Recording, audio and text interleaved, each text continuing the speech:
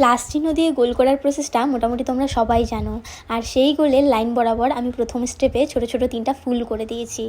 আর ডিজাইনটাকে change করার জন্য তোমরা এই ফুলের জায়গায় অন্য ছোট গোলাপ বা পদ্ম দিয়েও কিন্তু ডিজাইনটা করতে পারো। আর সেকেন্ড স্টেপে আমি ছোট ছোট 3টা ফুল করার পর তার বাইরের দিকে সার্কেল আর পাতা করে দিয়েছি।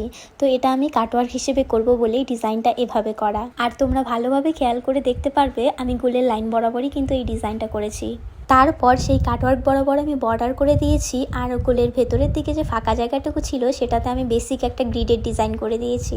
তো এই গ্রিডের পরিবর্তে তোমরা কিন্তু অন্য গ্রিড দিয়েও ডিজাইনটা করতে পারো।